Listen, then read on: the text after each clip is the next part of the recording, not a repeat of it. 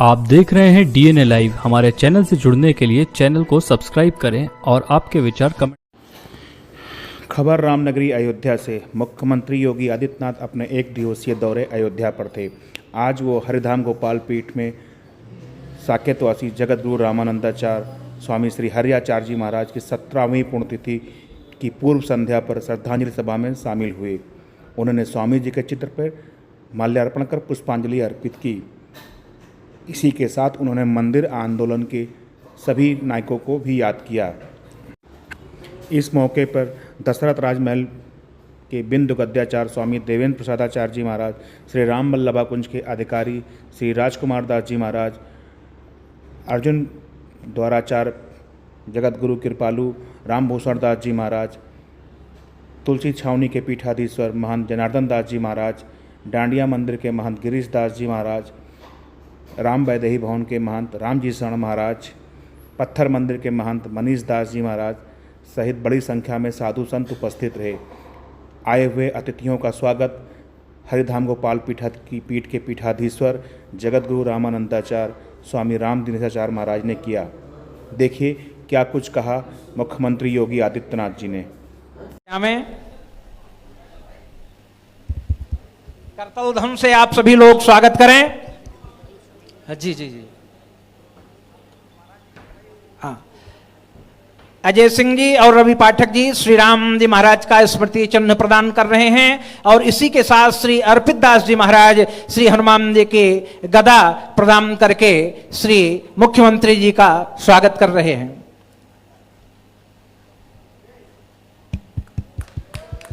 जय श्री राम, जय श्री राम। श्रीमद् जगतगुरु रामानंदाचार्य पूज्य स्वामी हरियाचार्य जी की 17वीं पावन पुण्यतिथि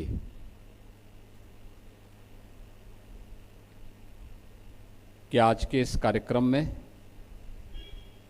जिनके सानिध्य में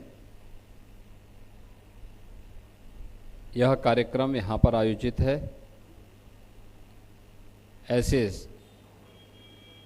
श्रीमद् जगतगुरु रामानंदाचार्य पूज्य स्वामी राम दिनेशाचार्य जी महाराज,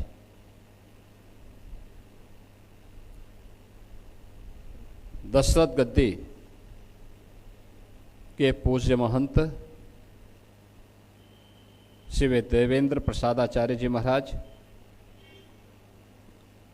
वल्लभ कुंज के श्री महंत पूज्य श्री राजकुमार दास जी महाराज, सखी हनुमान मंदिर बुंदेलखंड से पधारे श्री महंत अर्पित दास जी महाराज, पूज्य महंत श्री जनार्दन दास जी महाराज, पूज्य महंत श्री कृपालु दास जी महाराज, श्री गिरीश दास जी महाराज, दिगंबर अखाड़ा के श्री महंत राम लखन दास जी महाराज, उत्तर प्रदेश सरकार में कृषि और कृषि शिक्षा के मंत्री और अयोध्या जनपद के प्रभारी मंत्री श्री सूर्य प्रताप शाही जी, यहाँ के महापौर महंत गिरीशपति त्रिपाठी जी, विधायक श्री वेद प्रकाश गुप्ता जी, सभी पूज्य संतजन और उपस्थित सभी भक्तजन, आज मुझे एक बार फिर से अयोध्या धाम के इस पावन भूमि पर आकर के इस पावन धरा को नमन करने का सौभाग्य प्राप्त हो रहा है। अभी कुछ देर पहले मॉरिशस के माननीय प्रधानमंत्री एक उच्च स्तरीय प्रतिनिधिमंडल के साथ में अयोध्या में श्री राम जन्मभूमि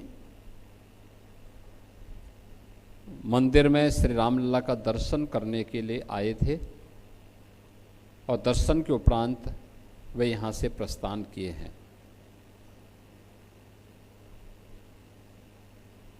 उनके द्वारा इस बारे में जानकारी ली जा रही थी कि कितने वर्षों के बाद अयोध्या में राम मंदिर का फिर से निर्माण हो पाया। मैंने उनको बताया कि लगभग 500 वर्ष लगे। 500 वर्षों तक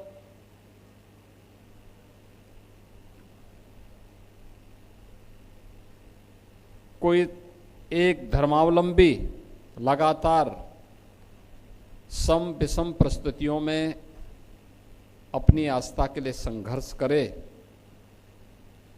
और अंततः विजयश्री प्राप्त करें, यह अयोध्या में आज रामलला के भव्य मंदिर और रामलला के मूर्ति प्राण प्रतिष्ठा कार्यक्रम के माध्यम से अयोध्यावासियों ने और सनातन धर्मावलंबियों ने करके दिखाया है। इतना बड़ा कार्य, लेकिन इस पूरे आंदोलन की नींव की पत्थर कौन थे?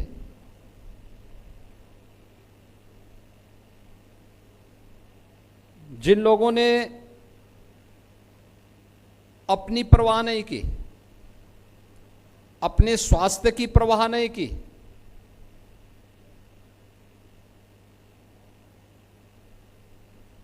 देश काल और परिस्थिति की सीमाओं का अतिक्रमण करते हुए जिनके जीवन का ध्येय बन गया था कि हर हाल में अयोध्या में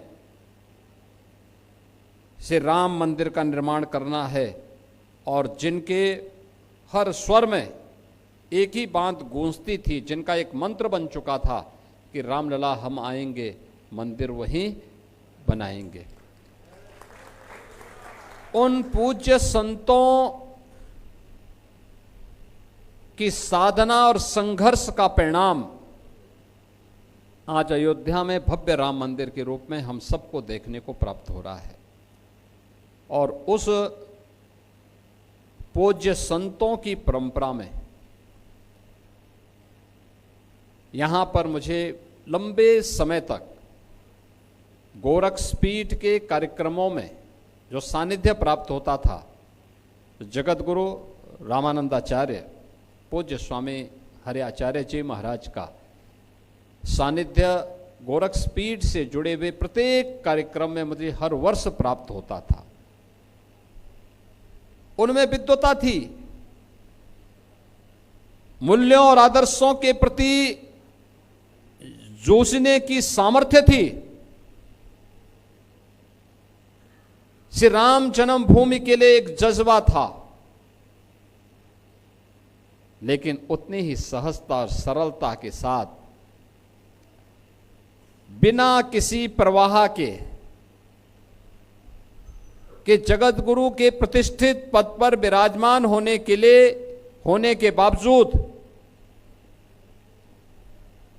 सनातन धर्म की एकता के लिए जहां कहीं भी एकता की बात आती थी, वे सहजता के साथ उस पूरे कार्यक्रम में अपनी सहभागिता सुनिश्चित करते थे। ऐसे पूज्य गुरुदेव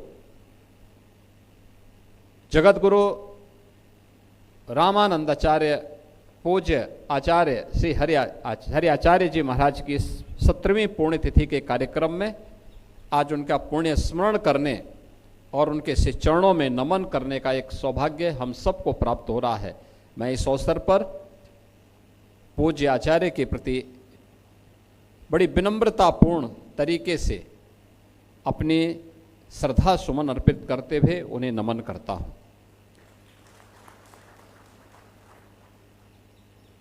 आज उन सभी पूज्य संतों की आत्मा को असीम शांति का अनुभव हो रहा होगा जब अयोध्या में रामलला के विराजमान को देखते होंगे, क्योंकि यह संकल्प कोटि कोटि सनातन धर्मावलंबियों का तो हुआ, लेकिन ये संकल्प उन संतों की साधना और संघर्षों की परिणति के रूप में आज मूर्त रूप से राम मंदिर को देख करके उनको असीम शांति की अनुभूति होती होगी। जिस कार्य के लिए उन्होंने अपना जीवन होम किया था, और लगता था कि जैसे वे राम जन्मभूमि के लिए ही बने हैं, मान अपमान की परवाह के बगैर, किसी भी प्रकार के भौतिक आडंबर से दूर, किसी भी प्रकार के शासन प्रशासन की परवाह के बगैर लगातार एक धुन के साथ, सर्दी हो, गर्मी हो, बरसात हो,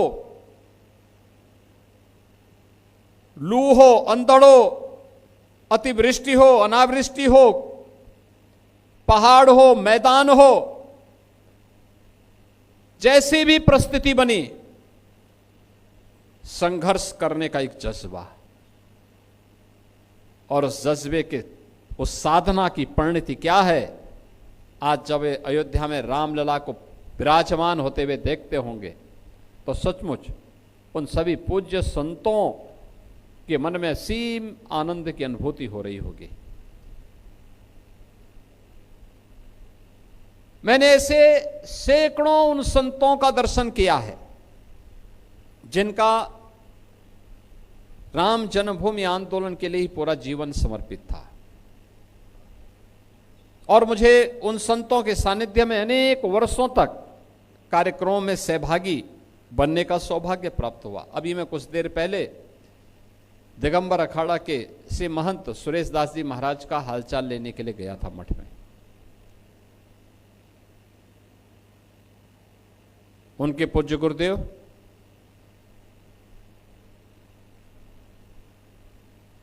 पूज्य महंत रामचंद्र दास जी महाराज, परमहंसी महाराज,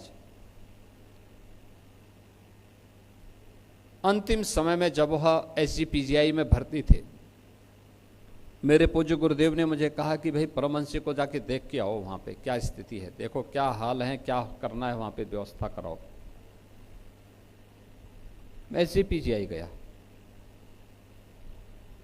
और SGPGI में जाकर के मैंने हालचाल लिया, महाराज जी का संदेशा दिया। तो पूज्य महाराज जी ने भी एक ही बात कही, उन्होंने कहा कि एक ही इच्छा है जीवन में, और वह है कि अयोध्या में राम मंदिर बन जाए।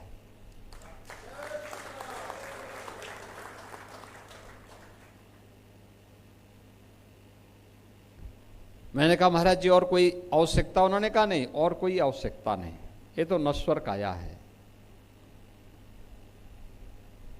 ये नश्वर काया है।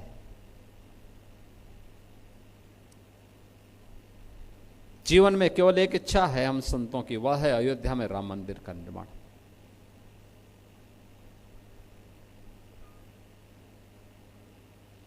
सुग्रीव किला के मोहन जी से मैं मुलाकात किया, उनसे अक्सर चर्चा करता था। उन्होंने भी एक ही बात कही, उन्होंने कहा जीवन की केवल एक इच्छा है, अयोध्या में राम जन्मभूमि पर भगवान राम का भव्य मंदिर का निर्माण हो जाए। मेरे पूज्य गुरुदेव की कल 11वीं पुण्यतिथि थी, और 11वीं पुण्यतिथि के अवसर पर जगत गुरु रामानंदाचार्य पूज्य स्वामी राम दिनेशाचार्य जी महाराज की ही श्रीमुख से वहां पर साप्ताहिक श्रीमद् भागवत महापुराण की कथा का आयोजन भी था। वे जब अंतिम समय में अस्वस्थ हुए तो उनसे पूछा गया, उनसे पूछ रहा था मैं, सरदे अशोक सिंगल जी आए थे,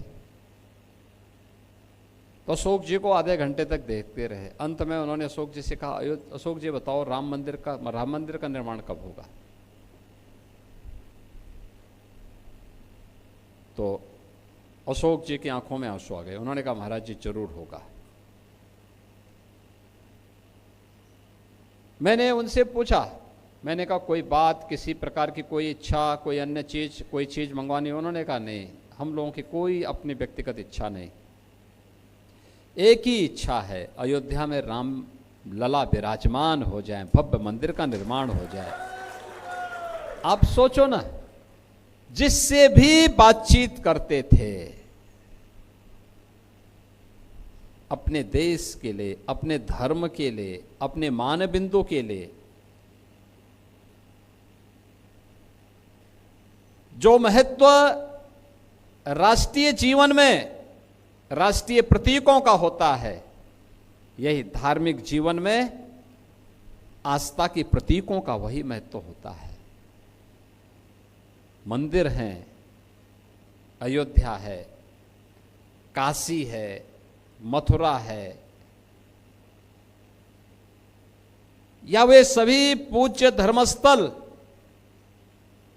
जो गुलामी के कालखंड में जिन्हें बर्बर विदेशी आक्रांताओं ने अपनी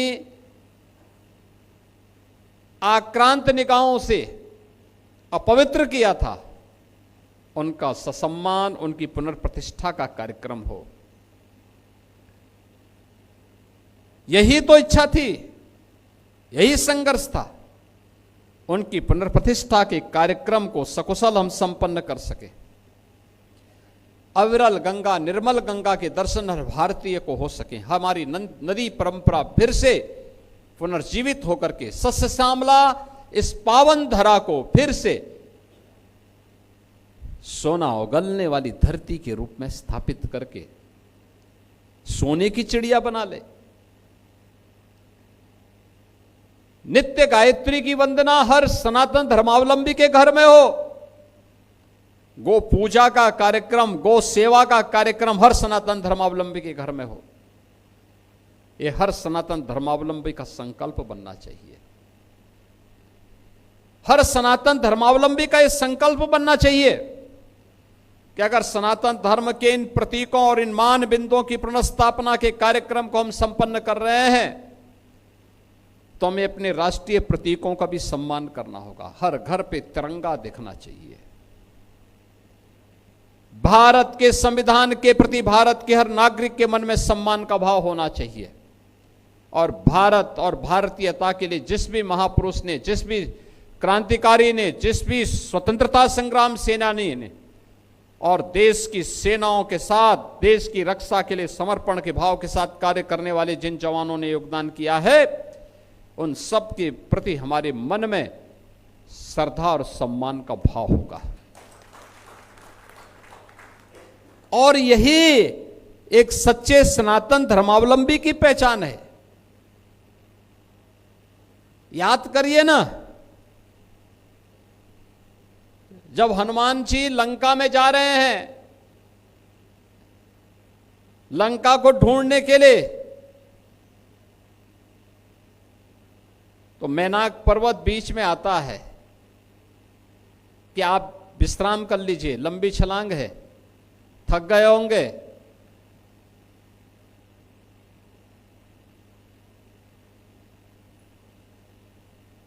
हनुमान जी तो कहते हैं कि राम काज कीने बिना मोहि कहां विश्राम। मैं राम काज किए बगैर मुझे विश्राम कहां से है। और तब चर्चा होती कि सनातन धर्म क्या है। ये हनुमान जी समझा देते हैं उसको। सनातन धर्म बहुत छोटी सी व्याख्या है, उन्होंने एक बहुत छोटी सी परिभाषा कर दी। उन्होंने कहा कि देखिए, कृते च प्रति कर्तव्यम ऐसा धर्म सनातना, ऐसा वही, यानी कर्ता के द्वारा किए गए उपकार के प्रति किसी भी प्रकार का धन्यवाद ज्ञापित होना, यही सनातन धर्म है और यही हमारी पहचान है।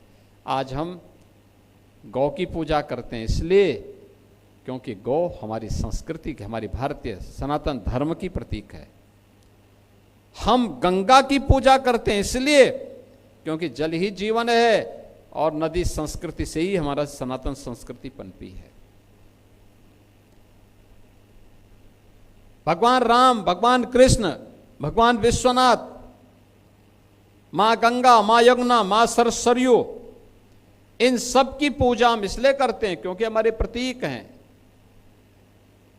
हर सनातन धर्मावलंबी जीवन के रहस्य को सनातन धर्मावलंबी से बढ़कर के कोई दुनिया के अंदर नहीं समझा। कोई मत, कोई मजहब, कोई संप्रदाय जीवन के रहस्य को नहीं समझ पाया सिवाय सनातन धर्मावलंबी के। हमने तो स्वर्ग को तुच्छ माना है। क्षीणे पुणे मृतलोका वसंती। अब क्या है, हमने कहा स्वर्ग से भी ऊपर कुछ है और वह है मोक्ष। एक सन्यासी, एक साधु, एक योगी केवल अपनी व्यक्तिगत मोक्ष की आकांक्षा के साथ कार्य नहीं करता है, वो अपेक्षा करता है।